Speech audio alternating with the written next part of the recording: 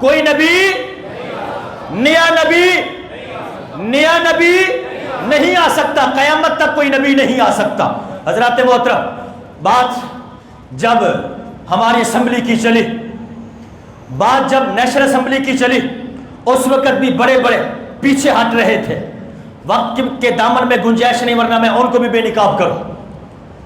آج پرسوں مجھے ایک کلپ ملا جو بڑا ویلر ہو رہا ہے۔ کیا ہو رہا ہے جی وہاں پر؟ جی مفتی محمود ختم نبوت کے جناب پاسدار، ختم نبوت کے علمدار۔ میں نے کہا کہ یہ تو وہ ہے کہ جب میرے امام نورانی اسمبلی میں کھڑے ہو کر دلائل دے رہے تھے، جب وقفہ ہوتا تھا، بات مشاورت کی چلتی تھی، یہ اس وقت نکل جاتے تھے چائے پینے کے لیے، یہ اس وقت اسمبلی سے باہر نکل جاتے تھے، مشاورت میں شریک نہیں ہوتے تھے۔ ان کے دو مولوی جو پیپل پارٹی کی ٹکٹ پر جب الیکٹ ہوئے تھے، وہاں اس وقت جب یہ قادیانی کافر قرار دے دیے گئے اور اس مسودے پر دستخط ہونے لگے، آج بھی وہ تاریخ گواہ ہے، ان دو مولویوں نے وہاں دستخط نہیں کیے۔ جی ہاں، یہ دیوبند کے مولوی، معذرت کے ساتھ، چاہے وہ دیوبند کا ہو یا سنی ہو، وہابی ہو یا شیعہ ہو، جو میرے نبی سے کٹ گیا، ہمارا اس کے ساتھ کوئی تعلق نہیں ہے۔ جس کا میں نے ہاتھ اٹھا کے کہے، جو ہمارے حضور سے کٹ گیا، جو تاجدار رسالت سے کٹ گیا، تاجدار ختم نبوت سے کٹ گیا، ہماری جوتی کی نوک پہ ہے، وہ کسی بھی مسلک سے تعلق رکھتا ہو، ہمارا اس کے ساتھ کوئی تعلق نہیں ہے۔ چاہے وہ سنیت کا لبادہ اوڑھ کر بھی میرے حضور کی شان میں بکواس کرے، ہم اٹھا کر کے اس کو گنگی کے روڑ میں پھینک دیں گے اس کو۔ تو حضرات محترم، یہ وہ لوگ تھے، اور آج کیا کہا جا رہا ہے؟ ختم نبوت کے علمبردار، کدھر سے علمبردار؟ رب کعبہ کی قسم ہے، تاریخ گواہ ہے کہ جب سب سے پہلے نبوت کے غدار کے مقابلے میں آنا پڑا تھا، تو اس وقت حضرت صدیق اکبر کا خون سب سے پہلے آیا تھا، آپ کی ذات سب سے پہلے آئی تھی۔ اور جب پاکستان میں یہ نقب لگا تو اس وقت بھی صدیقی خون، حضرت امام نورانی صدیقی سب سے پہلے آگے آئے تھے اور حضور کی ختم نبوت پر پہرا دیا۔ اللہ اکبر۔ آج بات کرتے ہیں قادیانوں کی، علماء کو اٹھا کے جیل میں ڈال دیا جاتا ہے۔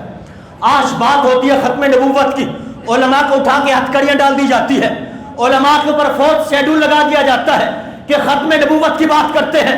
میں نے کہا کہ ہمیں، ہماری اولادوں کو، ہماری نسلوں کو، ہمارے ماں باپ کو تم چاہے جیلوں میں ڈال دو، رب کعبہ کی قسم ہے، جب تک خون باقی ہے، ایک قطرہ بھی ہے یا سانس چل رہا ہے، ہم یہی نعرہ لگاتے رہیں گے، تاجدار ختم نبوت۔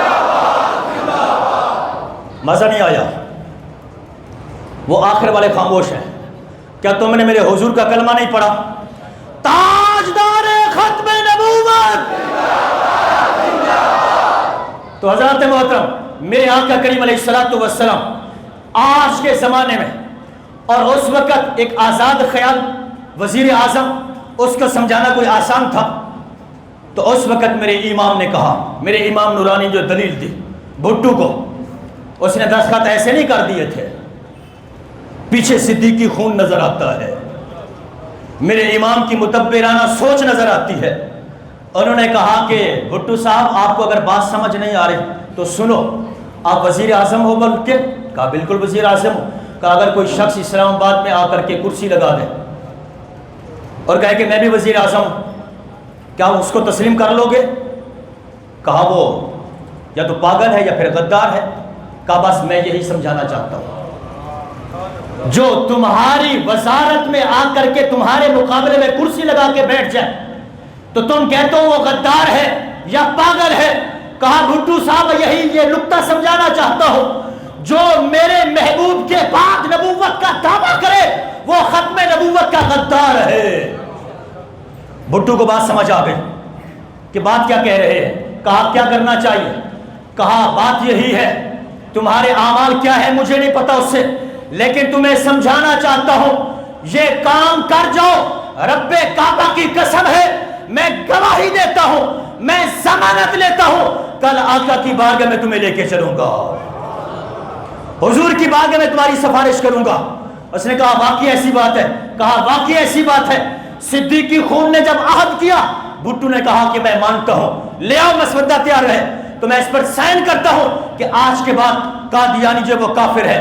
حضرت جی میں آج بھی جو میرے امام نے اس وقت دلیل دی تھی، میں آج جتنے سیکولرزم بیٹھے ہوئے ہیں، لبرلزم کے ذہن کے لوگ بیٹھے ہیں، میں پوچھنا چاہتا ہوں، میں تم سے پوچھنا چاہتا ہوں، آج کے وزیر اعظم کے دور میں کوئی کرسی لگا کے بیٹھ جائے، کیا آج کا وزیر اعظم برداشت کرے گا؟ آرمی چیف کے مقابلے میں کوئی کرسی لگا کے بیٹھ جائے کہ میں بھی آرمی چیف ہوں، تو کیا آرمی چیف صاحب ہمارے برداشت کریں گے؟ کبھی بھی نہیں۔ اور اگر کوئی تھانے دار ہمارے علاقے کا ایس ایچ او ہو، اس کے تھانے میں آ کے اور کرسی لگا کے بیٹھ جائے، جناب میں بھی ایس ایچ او اس تھانے کا، تو کیا آخر ایس ایچ او برداشت کرے گا اسے؟ چلو اگلی بات چھوڑے، میں اپنے مسجد کے صدر صاحب کی بات کر لیتا ہوں۔ اگر میری مسجد کے صدر صاحب، جن کو آپ لوگوں نے کہا کہ جناب یہ ہماری مسجد کے صدر ہیں، انتظامیہ کے صدر ہیں، ان کے مقابلے میں بندہ اٹھ کے کھڑا ہو جائے، اب یہ اٹھ کے کھڑا ہو جائے، کہے کہ جناب خالد صاحب میں بھی صدر ہوں اس مسجد کا، تو کیا کہیں آپ اسے برداشت کریں گے؟ جواب دیں، آپ برداشت کریں گے؟ کبھی بھی نہیں برداشت کریں گے۔ کیوں کہ حضرت جب اپنی بات، بس سمجھانے کے لیے معذرت کے ساتھ، جب اپنی عزت عہدے کی بات آئی تو ہم اس کو غدار کہہ دیں اور اس کو پاگل کہہ دیں اور اس کے خلاف محاذ کھڑا کر دیں، اور جب وہ کوئی بھی ہو، قادیان کا رہنے والا کانا ہی کیوں نہ ہو، اور کوئی بھی ہو اور جو میرے محبوب کی شان میں بکواس کرے، ہم خاموش ہو جائے، یہ کبھی نہیں ہو سکتا۔ حلالی خون کبھی خاموش رہ نہیں سکتا، حلالی خون کبھی چپ ہو ہی نہیں سکتا۔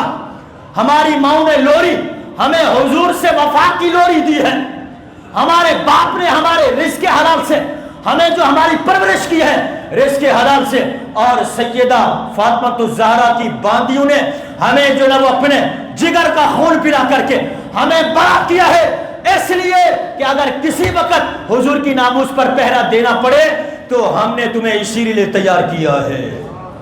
تو حضرات محترم ذرا غور کریں، جب ایک چھوٹے سے عہدے والا بھی اپنے عہدے کے مقابلے میں کسی کو برداشت نہیں کر سکتا، پھر مولوی کسی 2 نمبر کو کیسے برداشت کر لے؟ پھر علماء کسی قادیانی کو کیوں چپ کر جائے اس کے سامنے؟ پھر کیوں مسلمان کسی قادیانی کے مقابلے میں خاموش ہو جائے؟ پھر کیوں کوئی مسلمان غدار نبوت کے سامنے خاموش ہو جائے؟ کسی بھی قادیانی کے ساتھ کسی قسم کا تعلق حرام ہے۔ تمہارا عقیدہ ہے کہ نہیں ہے؟ ہاتھ اٹھا کے بولو۔ اس کے ساتھ کاروبار حرام، اس کے ساتھ ہر قسم کا معاملہ حرام۔ اپنی دکانوں میں لکھ کے لگاؤ کہ قادیانی پہلے اسلام میں داخل ہوں پھر میری دکان میں داخل ہوں۔ ورنہ حضرات محترم ہم اگر اپنی تاریخ اٹھا کے دیکھیں، اور جب نیشنل اسمبلی کی سٹیج پر میرے امام دلائل کے انبار لگا رہے تھے، اس وقت قادیانیوں نے ایک کتاب پیش کی جس کا نام تھا تحذیر الناس۔ اس نے اس کی عبارت سامنے لکھی کہ جناب تمہارے مولویوں نے، میرے امام نورانی سے کہنے لگے تمہارے مولویوں نے، جبکہ وہ ہمارے نہیں تھے، نہ ہیں نہ کبھی ہو سکتے ہیں ہمارے، خیر کہا کہ تحذیر الناس کے مولوی نے یہ لکھا ہے کہ حضور کی نبوت کے بعد، حضور کے ظاہری مثال کے بعد اگر کوئی نبی آ جائے، بالفرض کوئی نبی آ جائے، حضور کے بعد بالفرض کوئی نبی آ جائے تو حضور کی خاتمیت میں کوئی فرق نہیں آتا۔ لعنت بے شمار، بولو ایسے مولوی لکھنے والے پر لعنت بے شمار، ایسے مولوی پر لعنت بے شمار۔ اس نے کیا لکھا؟ اور جب یہ تحذیر الناس اٹھا کر کے جج کے سامنے اس قادیانی نے رکھی تو سنو میرے امام نے کیا جواب دیا۔ میرے امام نورانی فرمانے لگے کہ جج صاحب یہ جو کتاب اس نے تمہارے سامنے رکھی ہے، ہم جس طرح اس قادیانی کو کافر مانتے ہیں سیم اسی طرح اس کتاب لکھنے والے کو بھی کافر مانتے ہیں۔ یہ بات اس تحذیر الناس کی کر رہا ہے۔ بہت سو کو شاید سمجھ نہ آیا ہو مسئلہ، میں یوں سمجھاتا ہوں۔ آج کل کسی کا نام لے لو، کسی بڑے سے بڑے مولوی کا نام لے لو، پریشان تو نہیں ہو گئے؟ دیکھ لیں میں تو پریشان نہیں ہوں، قائم ہے؟ بڑے سے بڑے مولوی کا نام لے لیں، چلیں قاسم نانوتوی کا نام لے لیں۔ قاسم نانوتوی، میں یہ کہتا ہوں قاسم نانوتوی کو، بے شک مر گیا ہے وہ، قاسم نانوتوی کو اکبر چوک میں لے آ کر کے ننگا کر کے بالفرض اس کو جوتے مارے جائیں تو اس کی عزت میں فرق نہیں آئے گا۔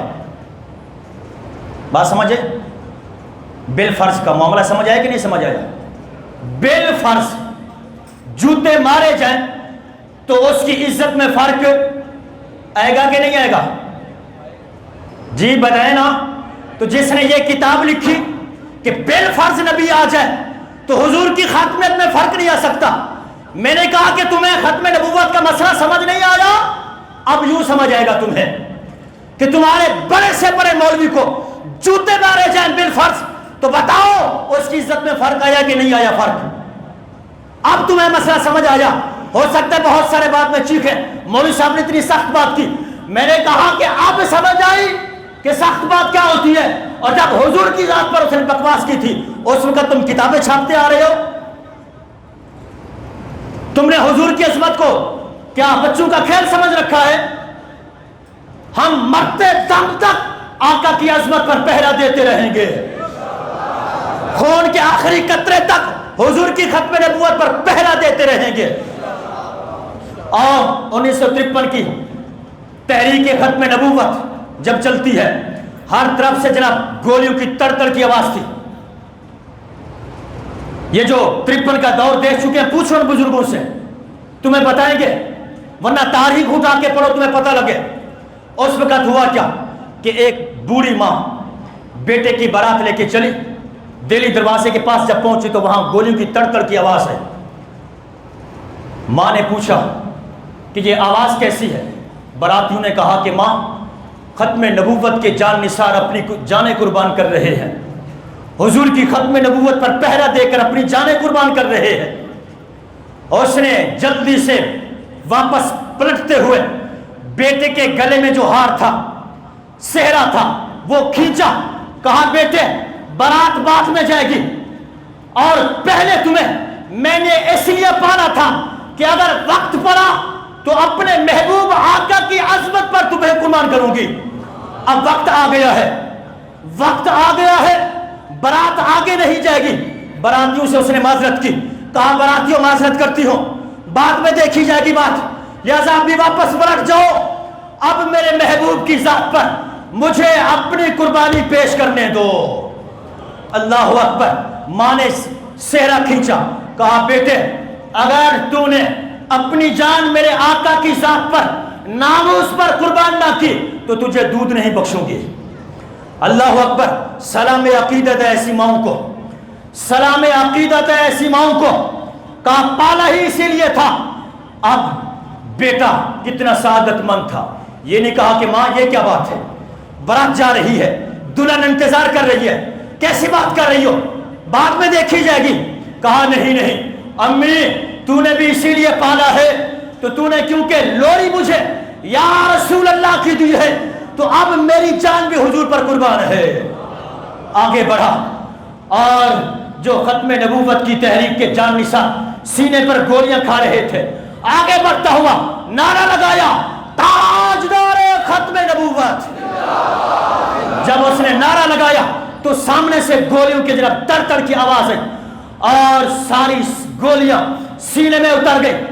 پلٹ کر ماں کو کہا، ماں آ دیکھ، تیرے بیٹے نے کوئی گولی پیٹھ پہ نہیں، ساری گولیاں سینے پہ کھائی ہیں۔ اللہ اکبر۔ حضرت محترم، یہ معاملہ بڑا ہی نازک اور سنجیدہ ہے۔ آخر میں بس چند اشعار اور آپ کی غیرت کو ذرا جھنجھوڑتے ہوئے اور آپ کی محبت کا ذرا اظہار چاہتے ہوئے میں اپنی بات اختتام تک لے جا رہا ہوں۔ ذرا آپ میرے ساتھ مل کے یہ اشعار پڑھیں گے۔ ہر حال میں میں حق بات کروں گا، ہر حال میں میں حق بات کا اظہار کروں گا، ہر حال میں، چلو میں آپ کو بھی ساتھ ملا لیتا ہوں، ہر حال میں ہم حق بات کا اظہار کریں گے۔ بولے ہر حال میں حق بات کا، اظہار کریں گے، منبر نہیں ہوگا سردار کریں گے۔ ممتاز قادری نے کر کے دکھایا بھی ہے، منبر نہیں تھا تو سردار چڑھ کے لگایا ہے، لبیک یا رسول اللہ۔ یہ نعرہ ایسے نہیں لگا جب میرے ممتاز قادری کو پھانسی کے گھاٹ پر لے جانے لگے تو میرے آقا سامنے کھڑے ہوئے تھے، حضور سامنے کھڑے ہیں۔ ممتاز قادری نے دیکھ کر کہا لبیک یا رسول اللہ۔ تو حضرات محترم، منبر نہیں ہوگا سردار کریں گے، بولے منبر نہیں ہوگا۔ ہمیں اس لیے ہے تمنا جنت، جنت کیوں مانگتے ہیں؟ ہمیں اس لیے ہے تمنا جنت، جنت میں آقا کا دیدار کریں گے، جنت میں آقا کا دیدار کریں گے۔ ایسا کام کر کے جائیں حضور دیکھے تو کہیں فرشتوں وہ دیکھو ہمارا غلام آ رہا ہے۔ جس نے بھی میرے حضور سے ختم نبوت سے جس نے بھی پاسداری کی ہے، وفاداری کی ہے، رب کعبہ کی قسم ہے، جب وہ فیض آباد میں بیٹھ کے گرجتا تھا لگتا تھا امیر المومنین ہے، امیر المجاہدین ہے۔ رب کعبہ کی قسم ہے، وہ خود تو نہ چل سکے، وہ ویل چیئر پر بیٹھے تھے، لیکن ساری مسلم امت کو چلانا سکھا گئے ہیں، ان کو چلنا سکھا گئے۔ جب وہ میدان میں آ کر گرجے ہیں لگتا تھا امیر المجاہدین ہے، لیکن مینار پاکستان کے منظر نے بتایا لوگوں یہ صرف امیر المجاہدین بھی نہیں بلکہ یہ امیر المومنین بھی ہے۔ جنازہ بتا رہا تھا۔ تو آقا کا جنت میں دیدار کریں گے جب تک دہن میں زبان سینے میں دل ہے، کاذب کی نبوت کا انکار کریں گے۔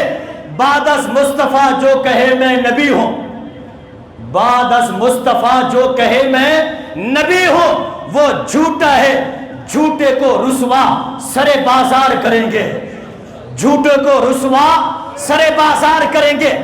ظالم برا کیسے مرا؟ جیسے مرا اچھا ہوا۔ آپ نے بولنا ہے اچھا ہوا، آپ نے بولنا ہے ہر شعر کے آخر میں بولنا ہے اچھا ہوا۔ ظالم برا کیسے مرا؟ جیسے مرا، آواز نہیں آئی۔ ظالم برا کیسے مرا؟ جیسے مرا اچھا ہوا۔ منحوس سے دھرتی کو چھٹکارا ملا، اچھا ہوا۔